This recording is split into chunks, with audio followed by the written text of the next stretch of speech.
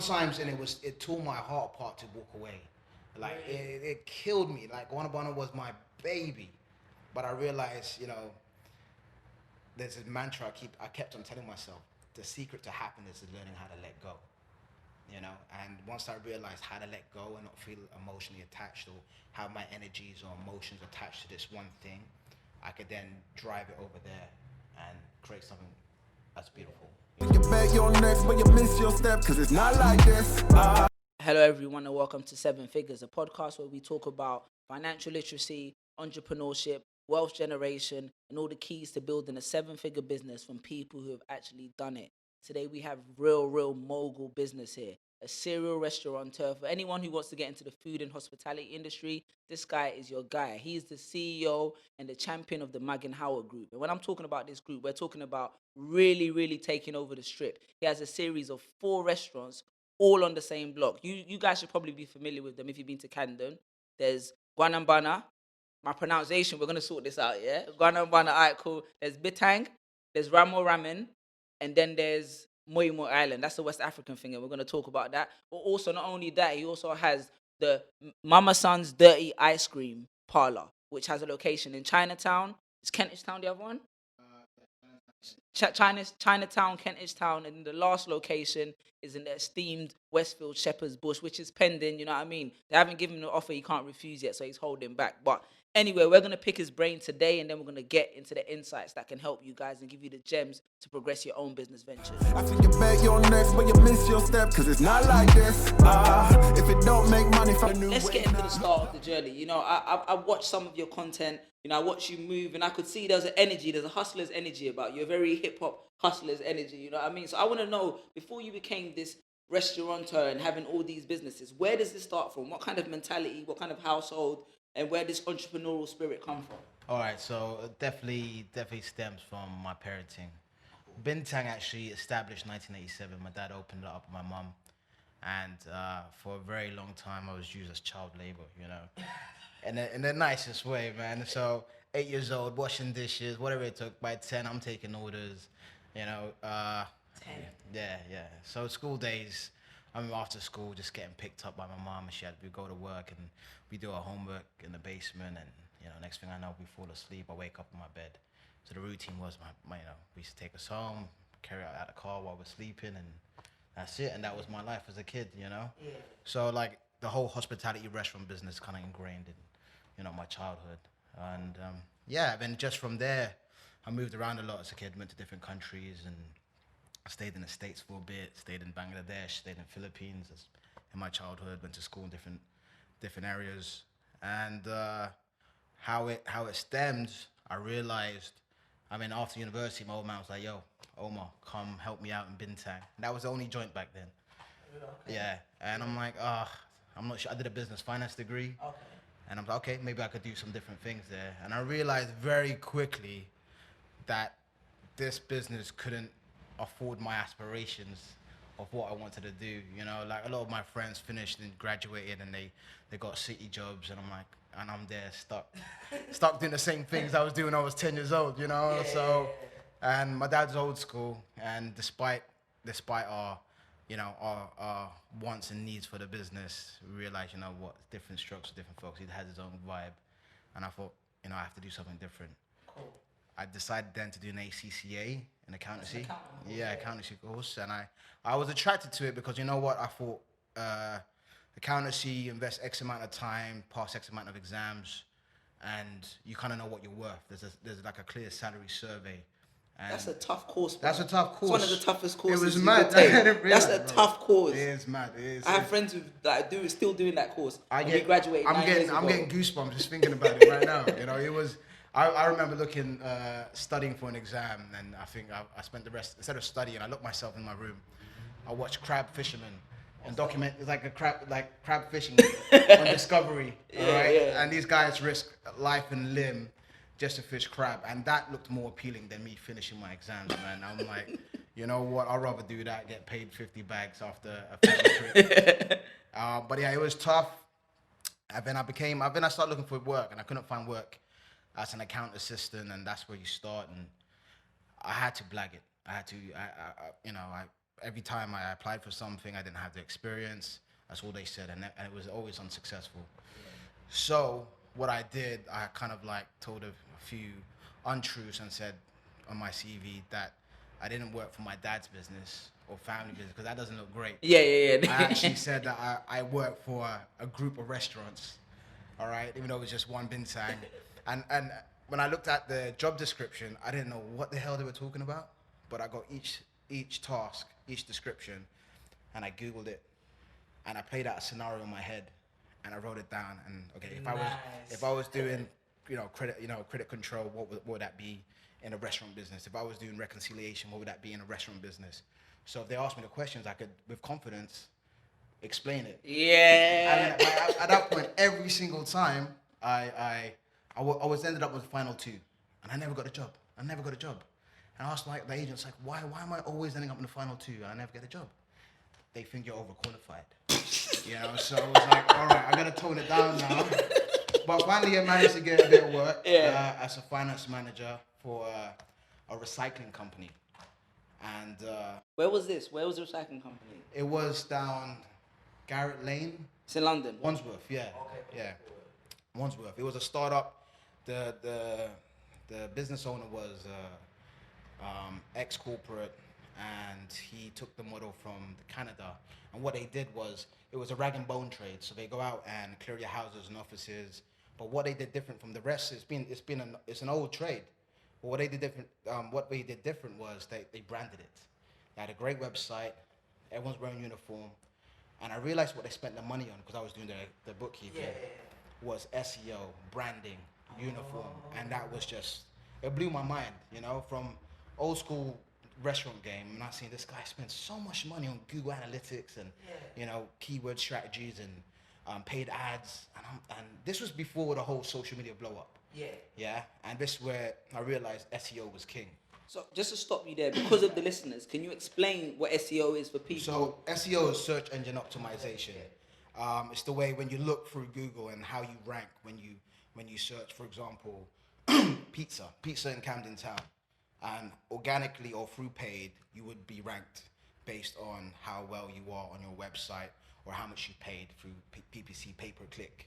Yeah. Right. So so this guy he would pay for terms like refuse removal, rubbish clearance, or whatever, and he'll generate leads that way. People will find his website, see it's a nice, snazzy website, very cool, very clear, easy pricing. Then they call that phone number, they pick up that phone, that brand is then carried on through that conversation. Then you book him in, boom, that's it.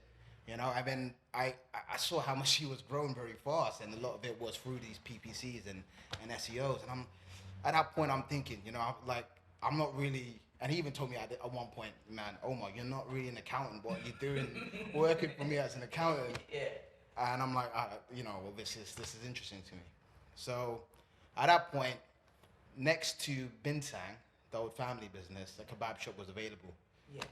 And I think it was about 2 years into this job, I realized, this isn't for me. And I still love food. I still want to do something. Yeah. And when I found out this was available, I thought, you know what, let me just kind of do something. And I had to think of the concept. And if it was another location, it would have been another Bintang, straight up. Oh, okay, yeah. Because you're the franchise, essentially. Yeah, well, it's just what I know. Yeah. So because it was right next to the family business, my dad's restaurant, I had to think of another cuisine that wouldn't compete with his. And it was, at that point, I really got into Caribbean food, and I did more research. I mean, Latin food was hot as well, and I realized, they share a lot of the same ingredients. Plantain, rice and beans, Yeah. The stews, and I thought, you know what, let me see if I could come up with a concept, and that's how Guanabana came about. Oh, okay. And it was probably one of his first in its kind of like Latin Caribbean halal restaurants in London. Yeah. And a big reason why I called it Guanabana was because Guanabara was really hot back then. Oh, so that's why I kept saying Guanabara, because that's people why. still do that now. Yeah, okay. Yeah. Oh. So they go in Guanabara, they look for Guanabara on it, and then we will come up. Oh. And I wanted to get that accidental traffic, them checking up our website and thinking, and we will get a lot of bookings who people thought they were going to hit one, but because they liked the menu, they liked the pictures, and they thought, okay, let's follow through. This looks actually better. Cool. So I think when it comes, so from what you're saying, it sounds like you've really mastered optimizing the search engines because before our interview, I was doing research and I was trying to find out what Mama Sons means. Just because Michael Jackson's got that song, Mama Say, Mama Samba. So I thought it had something to do with that. You know what I mean? So I wanted to type out what the word actually means. So I write, what does it mean? And then your ice cream parlor came at the top of the search, and I was thinking, if I'm searching for a definition, why would his business be coming up? But I just thought, okay, maybe it's not a popular word. But I realized that's no, it's a big part of our okay. SEO is big. I mean, a lot of people don't use it now, and Instagram's their world. Yeah. All right, but SEO is big for what we do, you know. So that was always like something we focused on from the start, you know. So yeah. So you were saying, so you named it that, yeah? Yeah, when I mean, if you think of names, and Guanabana is actually a fruit. In the Caribbean, they call it soursop. In the Philippines, they call it goyabano. You know, but it's a fruit that's also indigenous to South America, but also the Caribbean. Oh, and so it merged. And because there wasn't much competition for that word and the similarities to that place that was popping, you know, so it all played a part in what we named it, you know. So you were very strategic about branding the business before you even launched it. That whole world came to me because I was an accountant for this guy for it was a junk clearance company, you know, and he smashed it. He just grew and grew and grew and grew, and then that was when I thought about opening up Guanabana, and I could use those tools he did, tap into a demographic which was craving halal Caribbean food, halal steak food, halal steaks, halal burgers. You know, I'm thinking as a consumer myself, what am I going to be searching for? Yeah. You know, so and we use those keyword strategies all the time, and we still do now. You know. Oh. Yeah. It's a lot more expensive now. Back then it was a lot cheaper. yeah. You got in there early. So it was one of these things where it kind of attracted a lot of people. Even like we started shisha for a while because shisha was, it's 12 years old now, but shisha back then was still popping, and I think at the start of it, and everyone was looking for shisha joints, you know. Yeah. And when people used to have the desserts, like, oh, where can I go for shisha afterwards? That spot, that place at the back. Yeah. So they used to ask me that. I'm like, okay, why do you want to go? I mean, they look on their phone, look for shisha places in Camden. I'm like, okay, we got to do this, you know. Wow. So that's how it kind of evolved from there. I'm so impressed by the marketing because everything you're saying to me now, I've seen, because the reason I found out about your restaurant is simply because it's Eid. We all want to go out for somewhere, but halal, we need to have halal food. The parents want to eat this much. So it was kind of like, where's the best place to go? And your restaurant kept on coming up because we're all Africans, you know what I mean? We like Caribbean, we like wholesome food. And it was like halal restaurants. And everyone kept saying, check out this place in Camden. And that was the first time we went there. And ever since then, like, the rest has been history. Whenever we go somewhere as a family, it's always one of the first spots because we know it caters. Yeah. So even, I want to talk to about that concept of marketing towards niches. But before we get to there, how do you start up a restaurant? Like, how much does it cost? Where do you get the investment from? How do you begin that journey into starting the restaurant? For specifically restaurants, the way it works, you got to find the premises first, and it's either going to be an empty shell, or it's going to be a restaurant that's already operating. You might want to close up and leave, and you'll buy at a premium. So it'll be either a nil premium from a landlord or at a premium, and the premium will be dictated by the fixed assets they have left there. If you're going to be still using the name, the goodwill, you know, how long the lease is, if there's a good amount of time of the lease. Oh, okay. So like right now, there's a lot of restaurants closing down. Yeah. You know, and you know, but on the other spectrum, there's a lot of restaurants still smashing it even more than they used to because, you know, the leisure pound, what you're competing with, no one's going out raving no more or concerts, so they're going out to eat, which is kind of like the most social norm now. So if you're doing well, you know, and you want to grow, now's the time to grow. Yeah. You know, because a lot of people who aren't making, who kind of didn't, you know, do too well beforehand, are not going to do well now.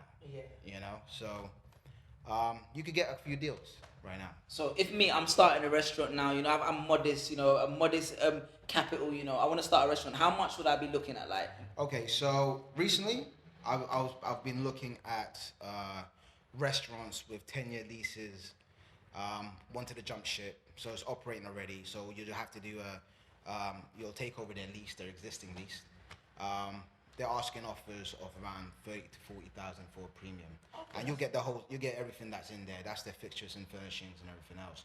So if you want to, all you need to do, if you're gonna have a concept that's similar to what they have already, and you don't have to change too much equipment, 30, 40 grand, say 50 grand, including, your capital allowances and working capital and sign changes and whatever. 50 grand is usually what you would, and that's right now. But before, maybe 100 grand.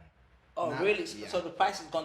So are we in a recession? So it means that it's cheaper now. Or we just meant. Well, a lot of over people time? want to go. They want to leave. They don't want to. They don't want to pay the next quarter's rent or VAT bill that's coming up, and they'll rather just say, take over my business, so I could get out of it. And it's being able to put your ear to the ground and find out who these people are. So that's why you have to be in it. Right now, because I'm in this situation, a lot of times people come up to me and these opportunities come and. But before it was pretty, no one knew who the hell I was, and I'll have to call up people. And I'll pass by a shop, I see a sign. I'll pass by a shop, I see being closed for 2 days. I'll take a photo of it, call up, send an email, and I'll change. One of the restaurants I picked up through Ramo Ramen 3 years ago. I walked past it, and it the current tenants there, they weren't doing too well, and I could see that. I went to go eat there, just start talking to the owner. And I don't want to I don't want to insult him or anything. Like, I'm not gonna be there like, I want to buy your restaurant. I'm like, this is a lovely space. I love what you've done here. This is incredible. If there's anything you need from me, take my phone number, and we swap details. And that was it. And I called him. I messaged him saying, thanks again for the delicious dinner. We're looking to expand. If you ever decide that you wanna, I don't want to insult you. If you decide you wanna. Go up away or try something different, please consider me in the future. But thank you. I just love your what you do, And that was it. And when the opportunity came, and this was like a year and a half later, I get a text from him saying, Omar, you want to come see me? I'm thinking of selling up. So it's it's just, if it's in your mind and it's something you want to do something. Just don't, there's so many things you could do, so many ways to communicate.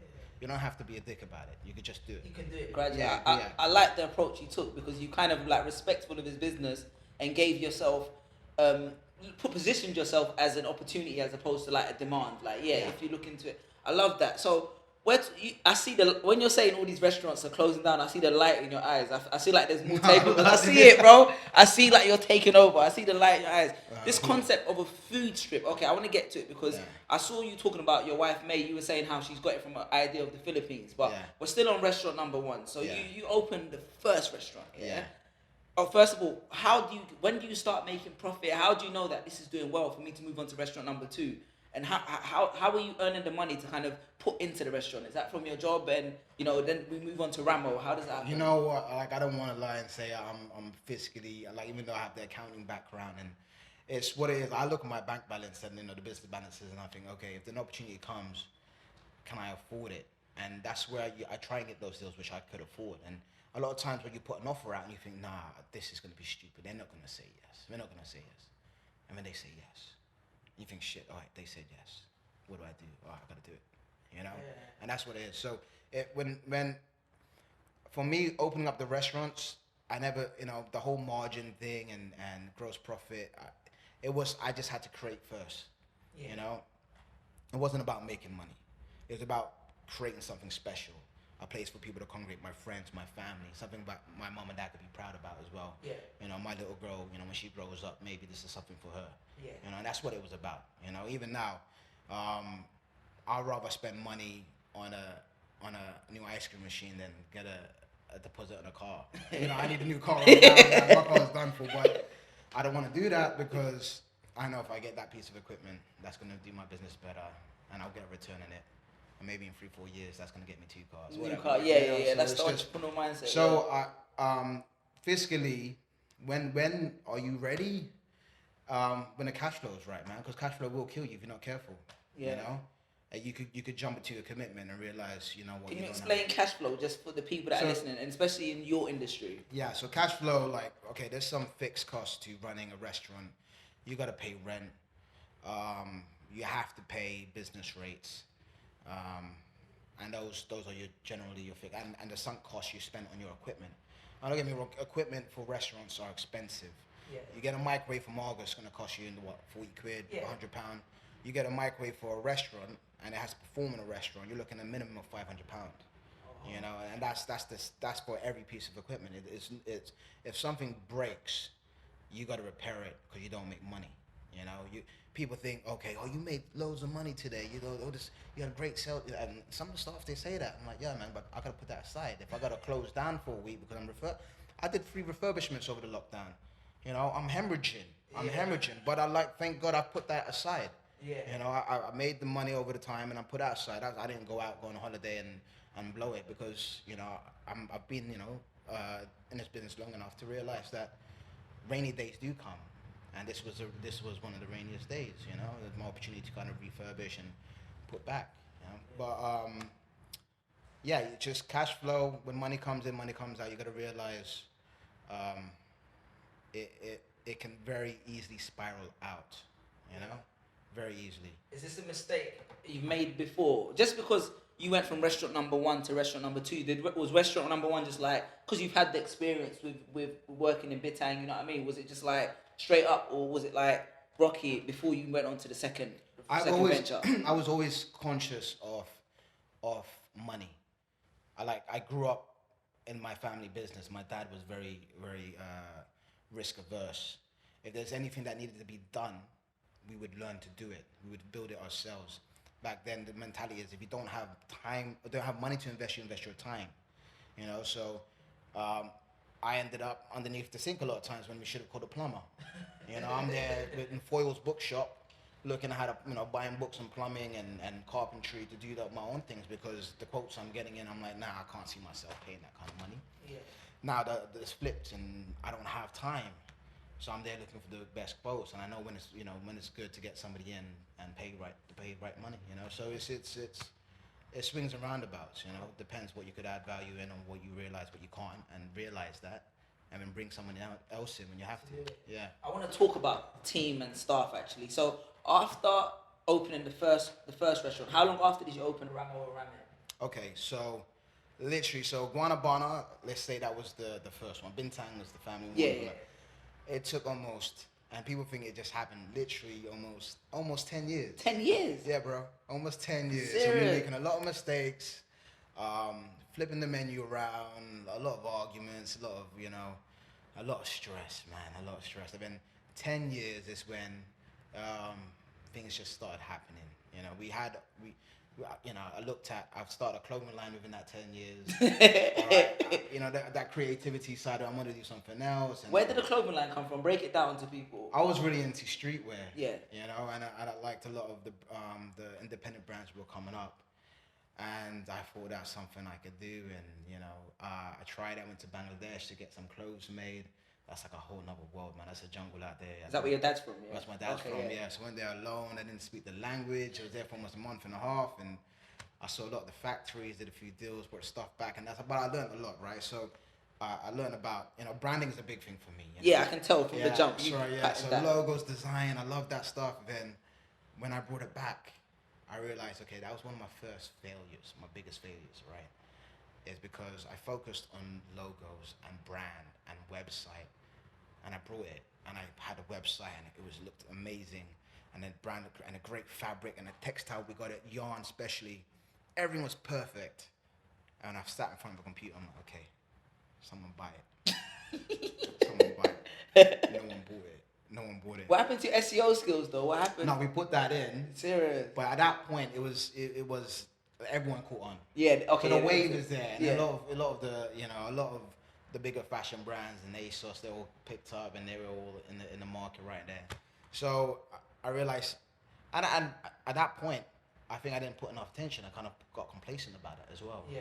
So a lot of people realize, you know, they focus on brand and logos, but, you know, sales, distribution, you know, and marketing is number one, man, for me now, and I realized that. Yeah. But the spin-off from that, I started a creative agency as well. Because people say, you did your designs, you did your website, you did it for Guanabana, and I did that about a year and a half as well. And it was called Ube Creatives, and we had a team of copywriters for SEO, had a graphic designer for the business cards and the websites. So we used to flip websites and did that for a bit. And I realized after a couple of years, it was good, but I hate clients like that. I don't, you know. Yeah. So what kind of campaigns were you doing?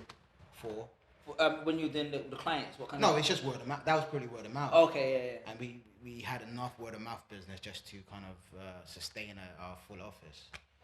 Yeah, and then I realized I was doing too many things in one go. I had the clothing, I had the restaurants, I had this creative agency going on, and some things were kind of faltering in the restaurant, and that was my main bread and butter. Yeah.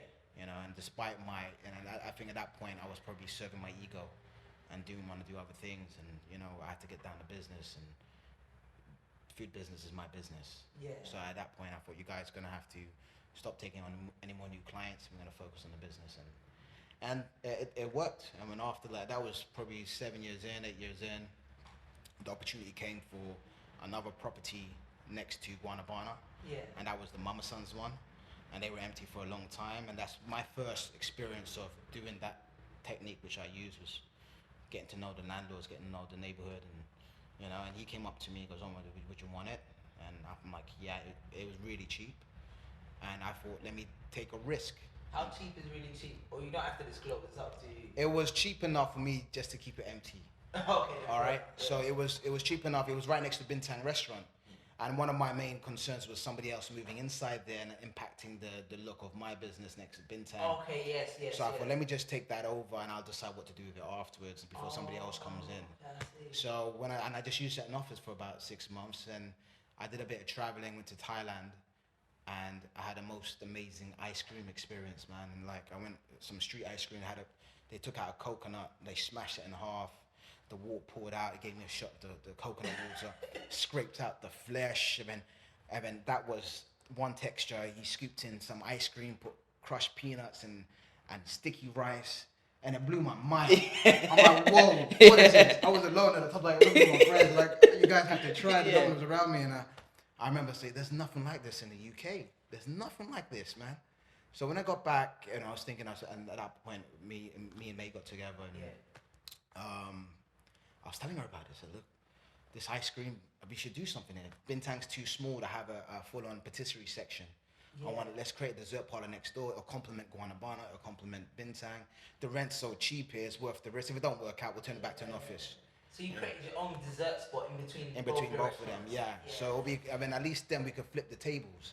So with the issue we had, we don't serve alcohol in Guanabana or Bintang. Yeah. It's BYOB. So the longer somebody stays on our seat, the more it costs us. We can't sell that seat again. Yeah. Whereas another restaurant that sells alcohol, the longer you stay there, you get upsold and wine and desserts, and so you're making more. But I want that person off my seat. So you can put someone else. I can put somebody else on. You know, so I see each chair like almost like rent. How many times can I rent that chair out a day? I'm gonna get an average spend of £25 to £35 per head. How many times I'm gonna rent it out? Probably 2-3 flips. Yeah. And a BYOB place, people drinking and chilling and like having a good time. I can't flip that much, you know. Yeah. So a lot of times they'll go and have. What's BYOB mean? Bring your own bottle. Oh, okay. Yeah. Well, so I don't drink in it, so I'm just so that's you know, with Guanabana Bintang's been doing that for the last 15, 20 years. My dad decided not to sell anymore. He did in the beginning. He did, and then when Hajj came back, and he just completely stopped. Spiritual yeah.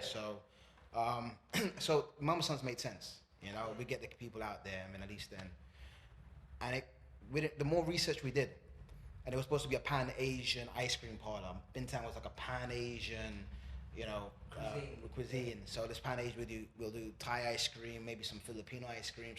The more research I did into Filipino desserts and ice cream, I realized, you know what, there's something here just to stand on its own legs with Filipino dessert.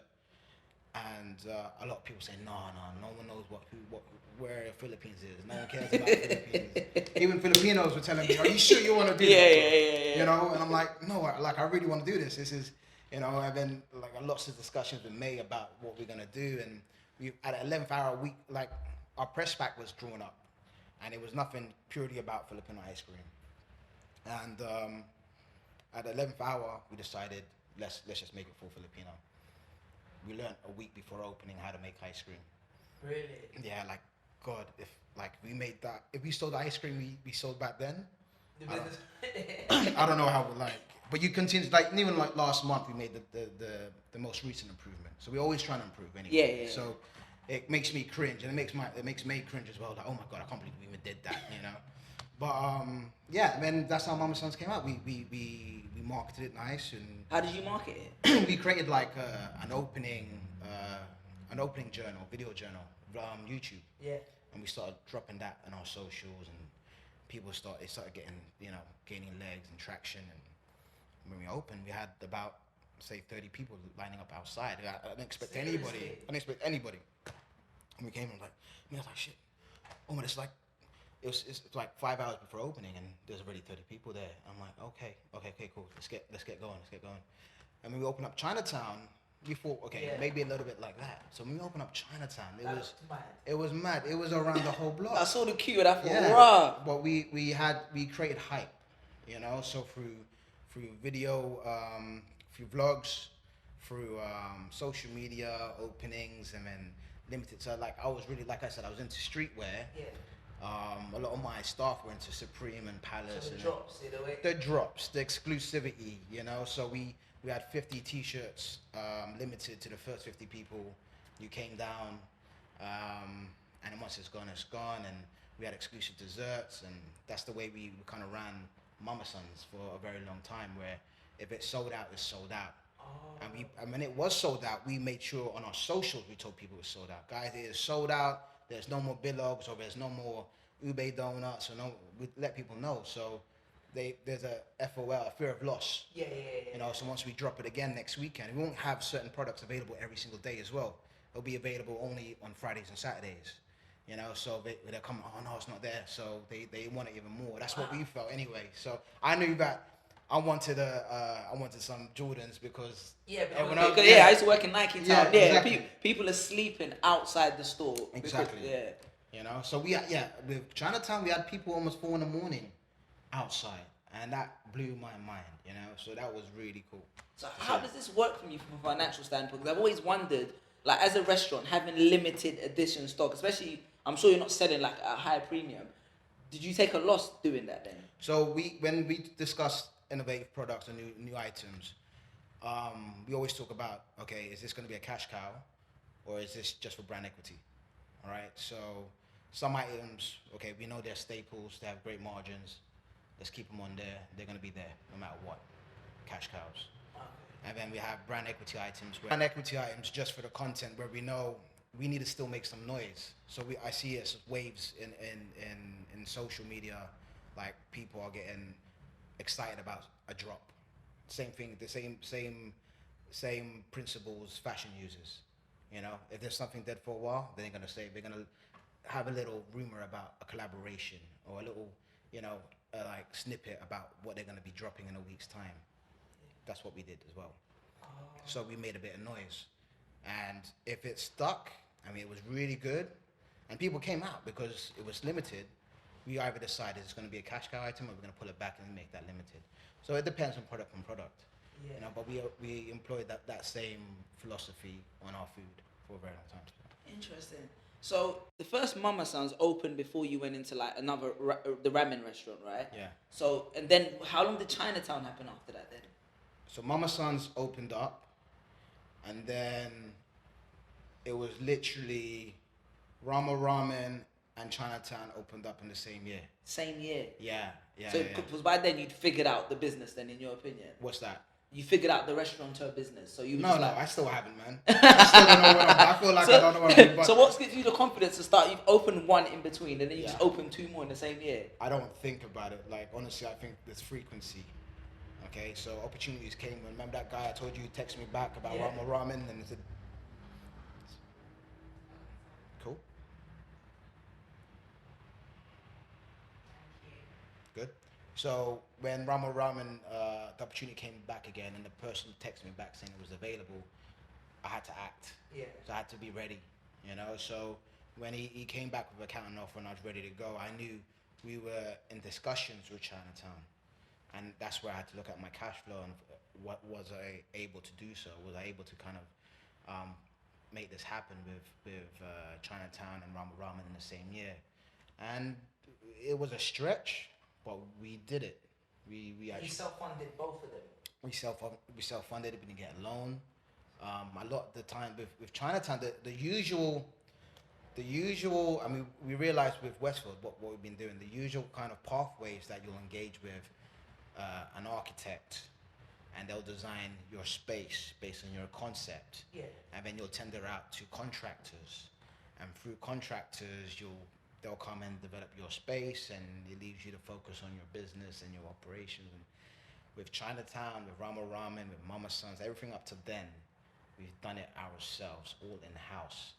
All the designs were done in-house, the spatial designs and the architectural drawings were all done in-house. A lot of the times it was done by our members of staff who used to work for us on the floor, but they're studying spatial design, they're studying architecture, they're studying graphic design. And we'll tell them, listen, do you want to work on the floor, or you want to give us a hand with this? I mean, I can't pay you what you think you know, but if you want to give this a go, something on your portfolio. Yeah. And they're more times than they're more than happy to practice their trade and do something, you know. So, and that's what we and I think through that way we were able to save a lot of, you know, potential costs through doing our own, having all in house. So let's talk about team then. Yeah. How big was the team when you first started? How big did it expand to your first and second restaurant, and how big is it now? All right, so when I first started, man, I was in the kitchen, cooking, sleeping there. So you cook as well? Yeah, bro. It's like we never mentioned that. He never said that he was a chef. Yeah. Well, I cook. Yeah. These are all like I'm very hands-on with the menus. Okay. I design all the menus in all the restaurants. Oh, okay. And I show my guys how to do a lot of the things. So I get obsessed about the food, and it ties in with the brand for me as well. Yeah, what was the question, man? Sorry. When you first started, how many people started? You said you were the first person. Yeah, so I used to cook. Back when I opened up Guanabana, I couldn't afford a dishwasher. All right? So I was up like one of the mechanical ones. Like I was saying, how expensive they are. One, yeah, they're like $2,000, you know? And I used to, I'm not spending 2 G's on a day. I wash myself. I was up at 2 in the morning washing dishes. I couldn't afford ice machines, so I used to get big blocks of ice and just smash it every day, and that would be my. I mean, at that point, SEO was. I used to get some of my staff to help me with some graphic. There was one of the waiters. He was doing graphic design, and I think at that point, when we first opened, it wasn't that busy. Yeah. People used to read the menu and go away. We read the menu and go away. I'm like, why they keep on going away? They keep on going to my dad's restaurant. Why they keep going to my dad's restaurant? What's wrong with my prices seem fine? And then I started reading up about menu psychology and design. We got to talk about this one. Yeah. So what's that? So it's about how you lay out your items on the menu and what will stand out and what triggers people, and you know. So it's literally menu psychology, price anchoring as well. How would you price things to make things look cheaper than the rest? And I did a bit of read up on that, and then one of my guys like, listen, do you mind staying after work? I need to redesign the menu. I got some ideas. He stayed till 2-3 in the morning, and we got it. Next day I put it up on the window. It was an A4 piece of paper. Put it on the window. Next day we were full. Seriously? Yeah, next day we were full. And I realized, okay, design is so important. So SEO, got that, check. Design, check. These are gonna be the things I need to master. Yeah, so branding became a big part. Design became a big part. You know, ambiance became a big part. And it's not just food. That's why, I mean, like, a lot of people talk to me and think that I don't cook because I talk about the rest of stuff just as much, you know. It's just as important. Your restaurants, you're not just serving food. It's the theater business as well, man. Yeah. You know, you're setting a mood. You're celebrating someone's anniversary. Families are coming together. It's the whole thing. People want to feel that they belong there. They want to feel that this is something they want to resonate with, or you know, they feel they want to gravitate to. And all of this has a part. Oh, I find it so interesting because I thought we were just going to talk about buying the right meats, the right cuts, and the taste and the flavor. But I think it's so amazing the way skills that other people would typically not associate with your industry is kind of like the key to your success. And I think it's important for people to know that transferable skills is kind of what's going to help you innovate in a way. Oh yeah, for sure, man. Yeah, you gotta. Yeah, I can't say I'm good at any one thing, man. It's just I know all these things are important, and they're important for me to pay the bills and pay my wages, look after my family. So I have to make sure that I have to almost set a curriculum for myself as a restaurateur to be the person I need to be to run this organization. Yeah, I love that. You know? So this is important. I mean, setting knowing what you need to learn to get better or even to survive. So how big is the team now then? This empire. Pre-COVID, we were like, before it was like, again, it was me and a couple waiters and waitresses, and that was it. Probably about 4 or 5 of us. And now, pre-COVID, we were looking at 150 people. But now, people are coming back from furlough. We're just over 100 again. That's a big number of people. It is a big number of people. It's nice to. I mean, I don't realize a lot of times how I've been looking. It's a lot of people you're taking care of, bro. Yeah, no, it's important, and I try and get to know everyone's name. It's important to understand who they are. Sometimes I mess up and I see somebody for the first time. Hey, it's your first day. How you doing? It's nice to meet you. I've been here for a month. I'm like, I'm really sorry. Like, I didn't get to say hello to you and all that. So. I want to tell my story now because I just want to speak to the ethics of how you operate. You know the story I was telling you when I came in? Yeah. So I remember going into your restaurant and I remember going there on Eid and I remember there wasn't a lot of staff. So I said to someone, oh, are you guys short staffed? Because I knew someone that was looking for a job. Yeah. And they were like, no, we're not short staffed, but the waiters, like the chefs, like take time off on Eid. And then I think, I'm not sure who the lady was, and maybe you find her. She said you were related somehow, and she was like, but if someone needs a job, they can come in and you can test them out, and we'll see if they can get a job. So the person came in, and I think they tested out. His food's banging anyway. Yeah. And then I think a week later, you guys hired him and you gave him a job. And I just thought that was such. It wasn't like, give me a CV, let me look. It's like, come, let me see if he can do the job. And if he can do the job, there's an opportunity there. Yeah, for sure. And I thought that's an important practice for you to install. And the fact that the people that were working there, it wasn't you, but felt that they had the freedom to do that. I think it's just a brilliant philosophy that you have. That's the big thing we pushed was hiring fast. You know, a lot of people saying hire slow, fire, but we hired fast. It was for me. If you could do the job, I could give you value right there and then. You know, I know you could bring you in and it'll take something off me or take something off something. We were growing, I think, at that point, and so making sure that the managers had the autonomy to do that was a big thing. You know, it's a continual training culture as well. From being in the restaurant in the kitchen and just cooking myself, I know I needed to get out the kitchen in order for me to sort out the front of house. Yeah. When I finally trained someone, I got into front of house. I know I had to get off the floor so I could sort out my accounts because they were getting. When I did that, I know I had to do the bar. The bar drinks offering was terrible. I had to sort that out. From there, market. Then it's just layers of. When I learned something straight away, as soon as I kind of not mastered it, as soon as I grasped it, I wanted to show somebody how to do it. Yeah. You know, and I think that kind of trickles down in your culture as well. I agree, man. So your core team, your board team, the team that like you make decisions with and meet in the office with, how many people is that there? And how do you how did you source the talent for that team? Right now, my core team is me and the missus, May. Yeah, we'll talk about it. Yeah, it's with May. So we talk about business all the time. But when it comes to, all the time. But when it comes to strategy, my sister, she's working with us now. May's brothers, so it's really our family business. So we talk a lot about what we want to do. I tell them our plans, and how we want to grow this business, and their responsibilities in making this happen. But the marketing team, I say, is about 6 people there now. My head chef, my top tier management, there's about 10 of us, and who I directly speak to is probably about 4 or 5 people, mostly. I try and keep it within that remit. I want to talk to everyone, but I realize it can't happen. There has to be a hierarchy. There needs to be a structure. I think efficiently, they say, someone's told me, I think up to 6 or 7 people you could efficiently manage. After that, there's diminishing returns. Yeah. I want to talk about this thing, the concept of working with family. How did you? Obviously, you did it with your parents. Did that help you do that again with like your siblings and May's relatives and stuff like that? Because a lot of people say don't work with family, don't work with friends. Yeah. How have you found managing that? It's difficult. It is very, very difficult, but it's also they are forgiving as well. You know, so whereas non-family members might work in a more, not say fearful, like you don't get your shit done, you're gonna get fired. It doesn't happen in family members, you know. But with family members still have a better insight above and beyond. You know, it's not just a 9 to 5 for them. This is, you know, I hope to think that they feel they're trying to build something as well. It doesn't always work out that way, you know. Like,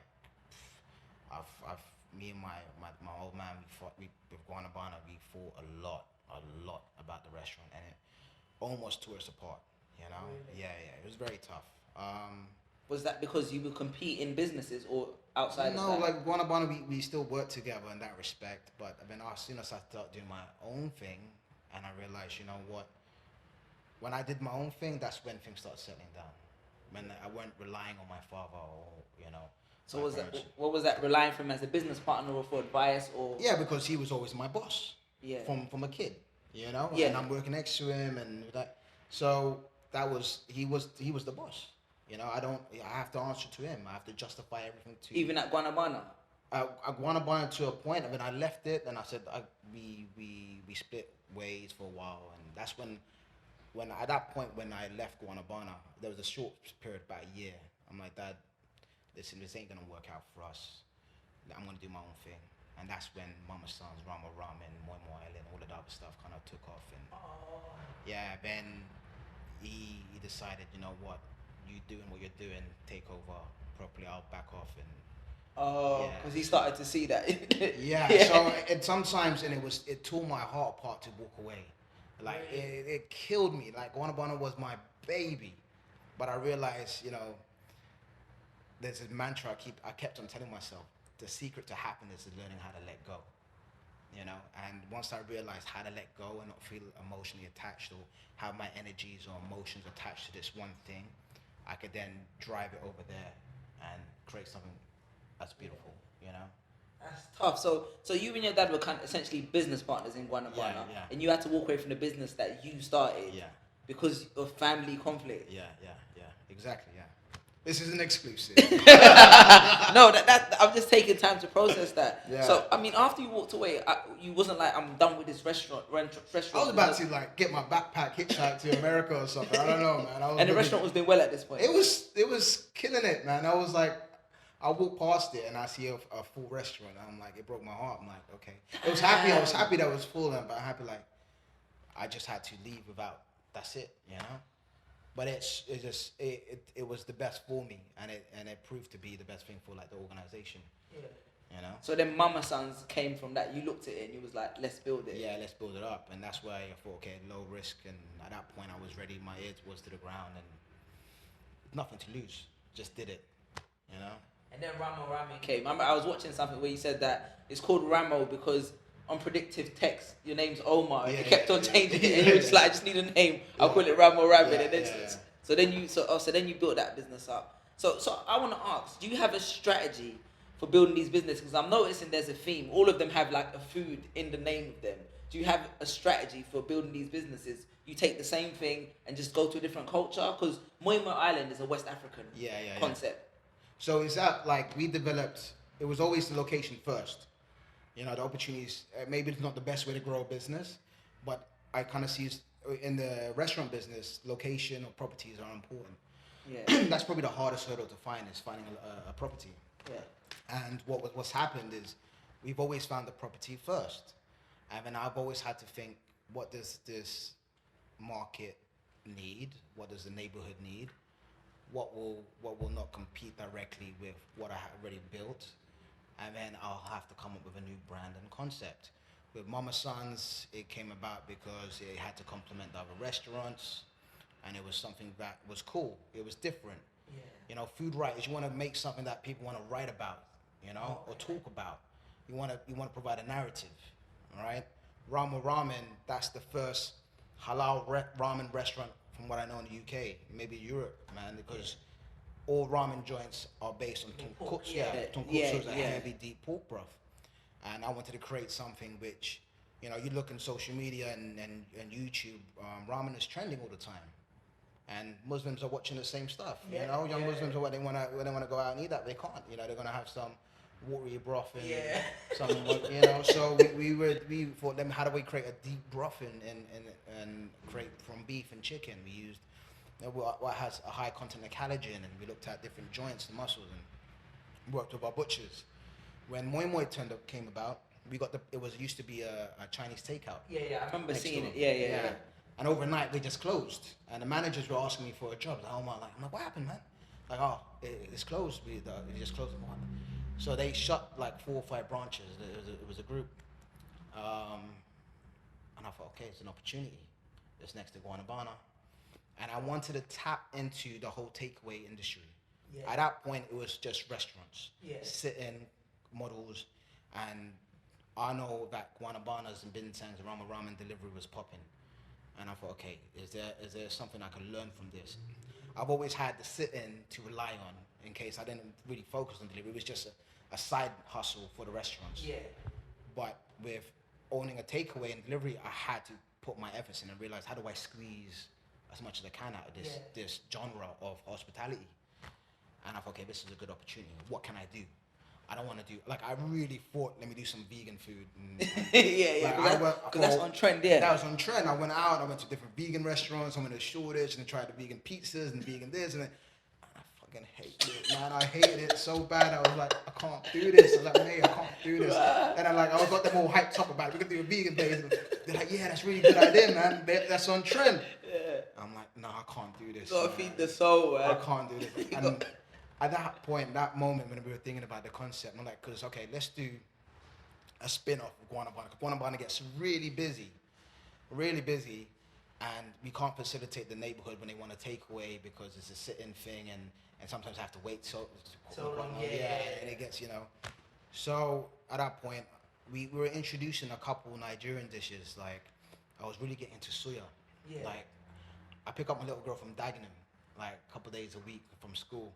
And we always go eat in the area.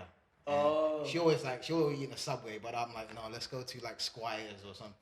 Yeah, my wife's Nigerian, so I know what you talk about. Yeah. And I'll sit and they'll look at me like, who's this guy coming here? Like, and they came for their people, man. Like to see me in there, and I love like food I haven't tried before. When I tried Squires and like all the cuts of meat and all the different like starches and asaro and Babusi and moi moi. I'm like, what is this food, man? I started eating and I fell in love. The strong flavors, it just took over. I was addicted. And when I had tried suya for the first time, I'm like, suya's, it's just creamy, it's spicy.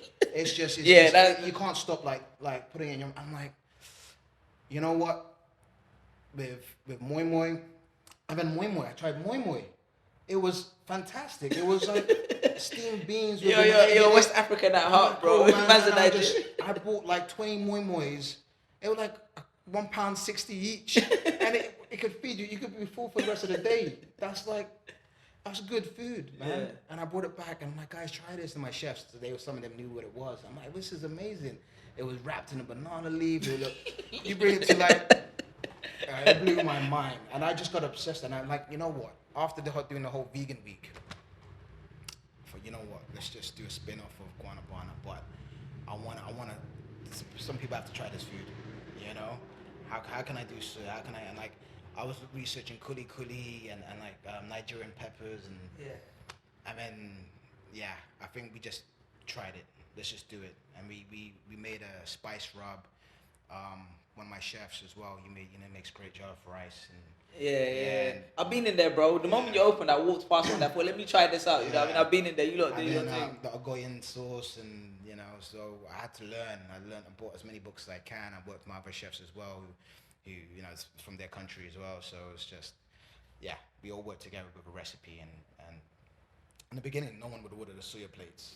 Because And like, a lot of people like, they see Moi Moi Island and they see my face. They're like, you gotta pass the checks. And they walk in, they go, what do you know about my food? And I'm like, listen, just try it. And I'll let them try it, and I'll just wait, and I'll see what they say. For me, it's like, a lot of times, if they were disappointed, I would tell them, sit with me, tell me, why are you disappointed? What went wrong? And like, a couple of them, I pulled them back to say, come to the grill with me. And I'm working at like, one guy I hired for a week, it was like, are you serious? I'm gonna show you how to do this. I'm gonna show. And it was all right. His stuff was all right. But he showed me a technique as well, which, just the slow roast of the suya, and that kind of like releases the collagen and the spices. Well, I was doing too aggressive in the beginning, You know, so for me, like I'm passionate about it. I can sense the passion. I Yeah. think that's beautiful. The fact that everything you're making and going into sounds like it's fun to you. You know what I mean? It sounds like you're like a scientist. You know what I mean? You're just figuring out the recipes and the formulas. And what's interesting is like what you're talking about with that guy. My first experience going into the place, I walked in there. I looked at the staff and I was like, okay, you look African, yeah. What should I order? I didn't pick myself. I said, you tell me because I need to be sure that, you know what I mean? And that's a typical African kind of like relationship with their food. You got to pass the credibility checks before anything touches my lips. It's served a bit differently as well. So we use the Goyan sauce and the Niger pepper sauce as almost like a condiment, you know, on the jollof rice and a soya plate. So so we're trying a few different things, and we're getting. I'm asking a lot of my like Soya Man and Shimoro. She'd open up a place in Brixton as well. It's a new Nigerian restaurant out there. Check it out. I'll check it out. What's it called? Chimuru. Okay, Chimuru, okay. yeah, and Soya Man. But yeah, they came down. I called them up a couple of times. They're giving me tips of how to, you know, perfect it. I was speaking to my boy actually. He owns it's called Ago Chop. It's in Camberwell, and it's a Nigerian takeaway spot as well. They opened, I'll introduce you. I've noticed, for me, it just because I never heard of soya before until like a couple of years ago, a year and a half ago. I never heard, it never kind of crossed my radar. But when I tasted it, it's just, and I feel the food as well is not represented enough. It's not mainstream. It's not mainstream at all, and I was thinking, why isn't this out there as much as it should be, you know? But we wanted to give it a go, and it kind of. I mean, our suya is taken over. It's like almost like a race between the jerk plate and the suya plate. What's gonna do most of the day, you know? And the suya is catching up, man. But I can tell you're proud of your suya. I'm gonna go try it again soon. Man. We were playing with different cuts as well. So I was looking at different, like you're talking about the cuts earlier. Yeah. And I was given advice from a friend. She should use tozo. Is the hump of the cow as well. And that's great marbling. I never heard of that cut before, man. I'm like, really? You're educating me, bro. Yeah, it was a great piece of, but I couldn't get hold of it readily enough. So we tried some sirloin steak to short ribs, and now we're just sticking with the short rib cut now. It's a good fat to lean ratio. It kind of works for us. So. No, but after I'm gonna try it this week, and I'll message. I'll hit you up. Let me know, bro. I definitely. Let's even get back to the business. I got a few more questions to ask you, and these are like kind of just like taking it into the bit more. So I think what's interesting is you own. So real estate is a big part of your business. Are you into real estate? Because we had the last guest we had. He owns a real estate company. Right. Are you into real estate outside of like restauranting, or is it? No. You know why? I mean, a lot of times people tell me you should get into it, but my mind is just overwhelmed with just restaurants, and a big part, I think, working with my father when I was younger, or through like the early stages of one of the reasons why he didn't want to expand, like, come on, we got to expand, we got to grow this, it's a great brand, we got to push this further, this is a start of something I think special. He firmly believed in buying. No, we got to buy it. But there were so many obstacles to buying a property. Not one, the price, you know. But once you buy, you're tapped out. You can't use the cash for anything else, and that's where cash flow comes in. I'm like, but it's still, if we open up a business, I reckon, and we did the numbers, we could create a positive cash flow here, and from that positive cash flow, we could open up more. And it's for, or you're gonna buy it and then just say, yeah, I'm the king of the castle, I bought it. Then what? You know?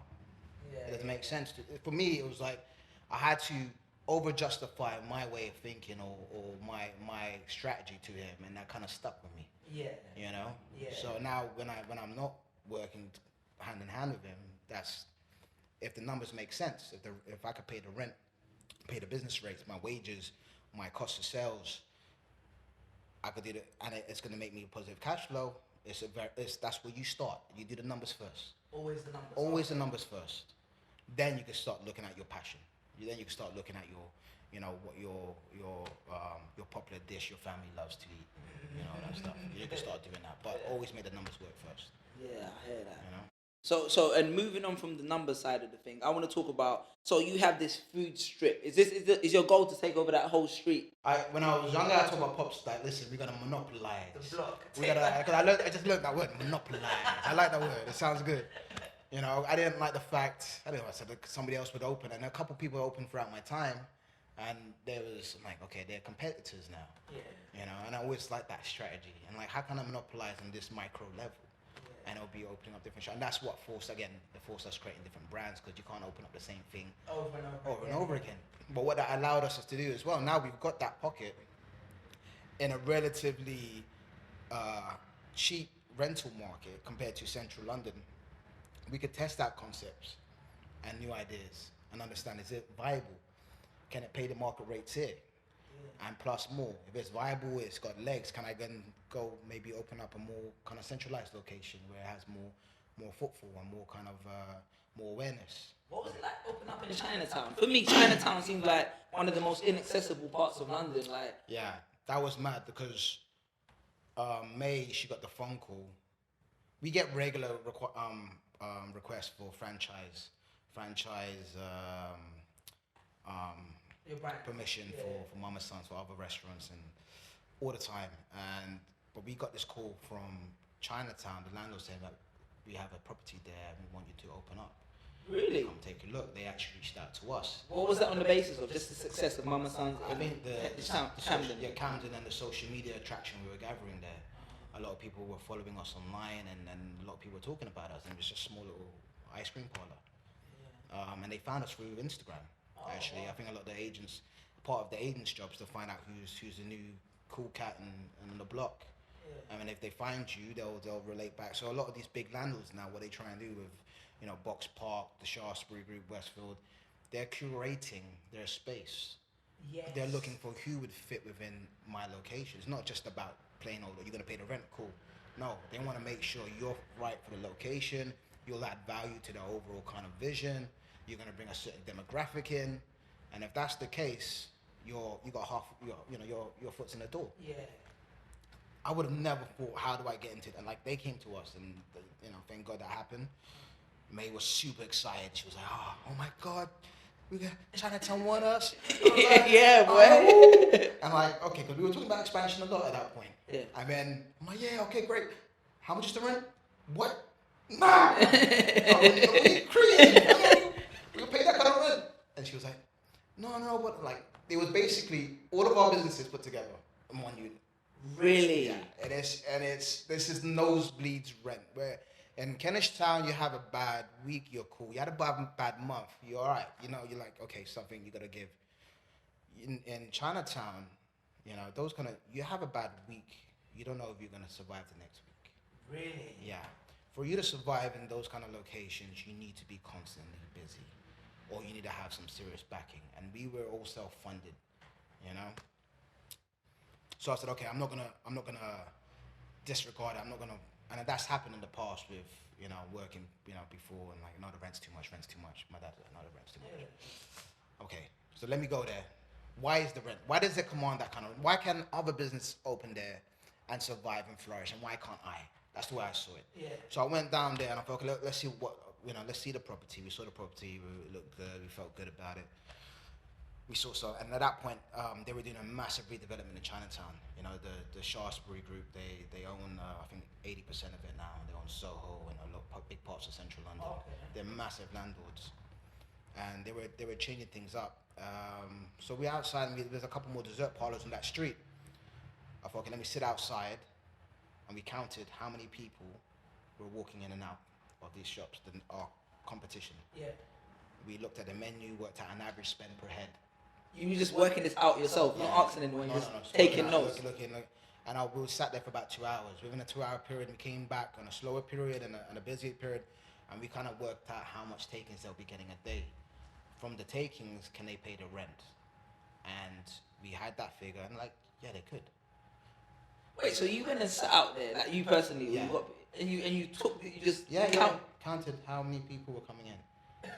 Like the numbers gotta make sense for me, bro. Yeah. Like, they have to make sense for me, you know. So when we did that, we realized, oh shit, this is actually a great location. This is a decent location. We could pay these rents, pay the rates, and still make a reasonable profit. I mean, and I thought, even if I didn't make a reasonable profit for brand equity, just to be in that location would be amazing. Yes, you know, be part of the Chinatown fabric. I used to go there. I went there since I was a kid in my family, you know, to say that my little girl could come up and say, oh, my dad has a business, this is my family, but that's, for me, that was like, wow. Yeah. You know? So it made sense to us financially, and we decided to go for it, you know? Wow. Really, really rate it because I love the due diligence behind the things that you do. Like, you go in a restaurant, I think a lot of people kind of make assumptions about the business they're getting into, but you're a man of practicality. You sit there, see what it's like, taste the food, and then action it on that basis. And I think that speaks in your success, you know what I mean? Yeah. Let's talk about family. Like, I think we're wrapping up now, but let's talk about you're working with your wife. The last guest we had as well, he started his business with his wife, but you met your wife along the way, and then you guys became a business together. How much did she influence the business? You know what I mean? And what's a huge part, man. Yeah. A huge part. Like, I'm half Filipino, but I'm a Londoner, man. Yeah. Alright. I'm half Bangladeshi. I'm a Londoner. I've lived what part did you grow up in? Edger Road. Okay, yeah, Maidavale. Yeah, I went to school in Maidavale. And I went to Hammersmith College. But yeah, she's Irish-born Filipino. But she knows more about the Filipino culture than I do. Her mum baked as well, and you know, so we were opening up Mamasons for the first time. We consulted a lot with her mum, and mum used to come down. God rest her soul. She passed away last year, but she was a big part of the emancipation of what we are now. Yeah. You know, and the culture, and like I kind of rediscovered my culture as well. Yeah. You know, it was a big part of like understanding. I'm still trying to learn the language, and yeah, they don't want to learn. They don't want to teach me too much because I'm starting to understand they're talking about me. You know? So, but yeah, it's been good. It's May. She keeps me on track, and we both have a vision for Mamasons and for the Megan Howard Group. And I don't think literally without her, I would be distracted with some other BS, maybe trying to set up a staple company. And I don't know what. Yeah, sells up streetwear. Yeah, or something like that. Yeah. But again, we've been selling merch in Mama Said now, so I'm kind of putting that back now. So, oh, serious? Yeah. But yeah, she's a very savvy woman. She understands. We both complement each other. She has her way of. She sets up a lot of the culture. Culture is very important. I didn't realize how important culture is for running a business, and you know, we have a lot of young members of staff working in Mamasons. Yeah. And that's deliberate. That's deliberate. Number one, because that's the same demo who we're tapping into. All right, and for us to like find new members of staff as well, we just post it on social media.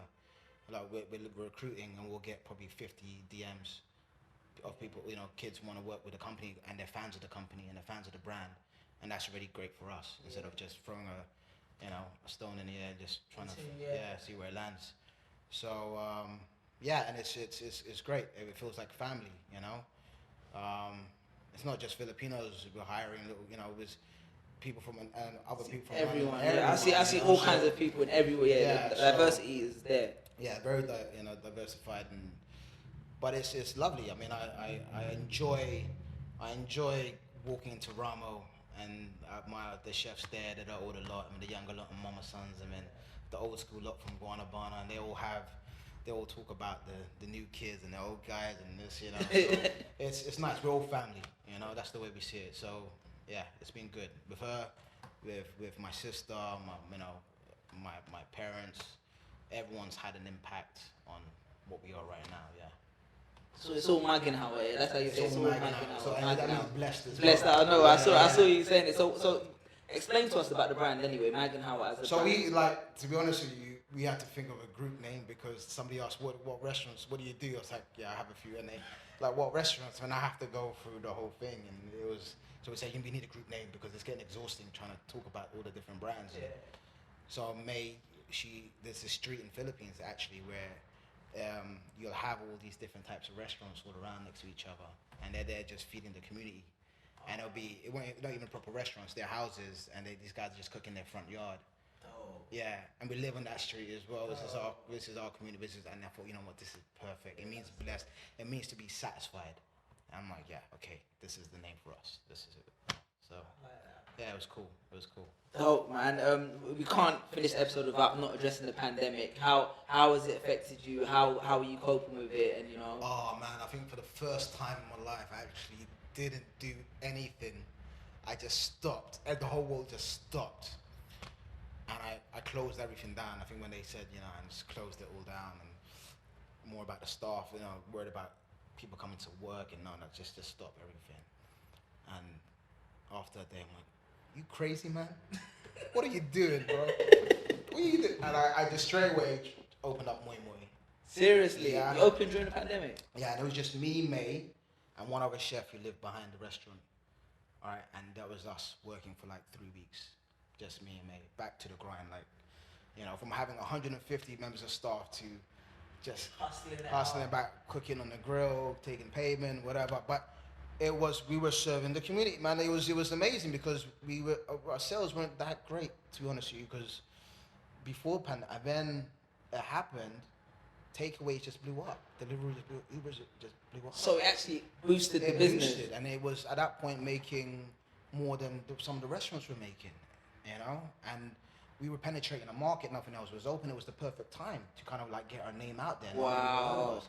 So thank God for the grace of God, we got there, man. And like, okay, now we have a positioning, people know us in the area, people drove down from afar, and tried our food. When we were allowed, we set tables outside. It was a vibe, man, because people come drive down, they'll eat in their car, and they'll go grab some Mamasons, and people meet each other and say, oh, like, how you doing, man? It was cool. Oh.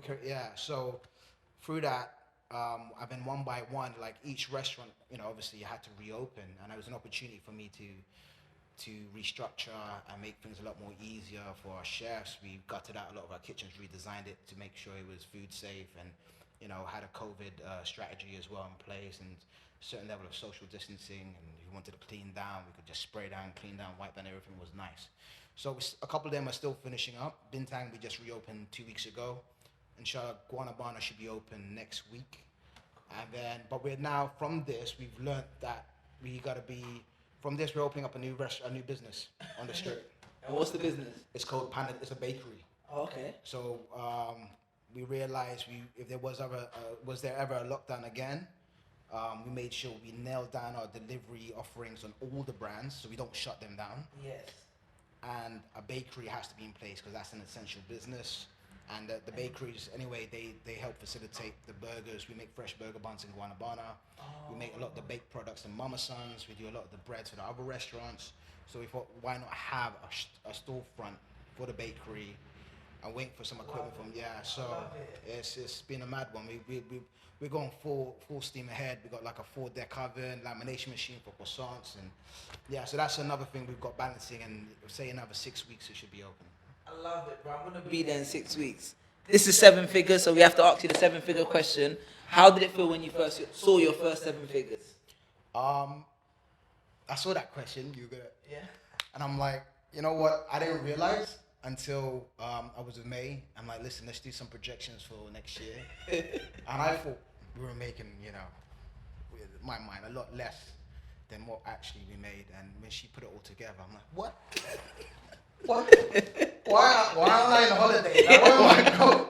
It felt great. It felt good, but it wasn't like, I'm the man. Yeah. It was like, oh wow, if we could do that, then we could double that next year. That's exactly what Trevor said. Yeah, that's that hustler's mentality. No, and someone else we had said exactly the same thing.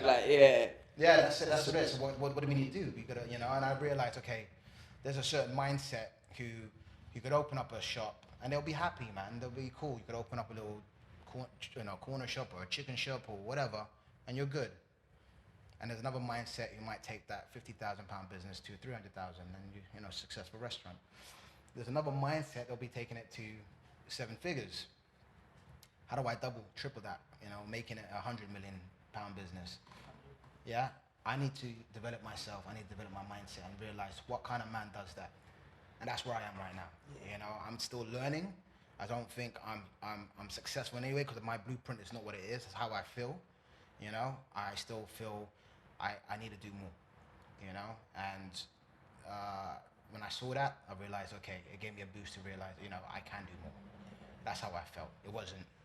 I love it, bro. So, If they asked Michael Jordan in his documentary, they said, did you regret not going back and winning another championship? You know, this Michael Jordan that's won 6. He said, yeah, man, I felt like we could have won 7. That's one of my biggest regrets. So that's it, bro. That's the mentality, man. So no, Omar, it's been a pleasure. My pleasure, bro. Thank you for your time.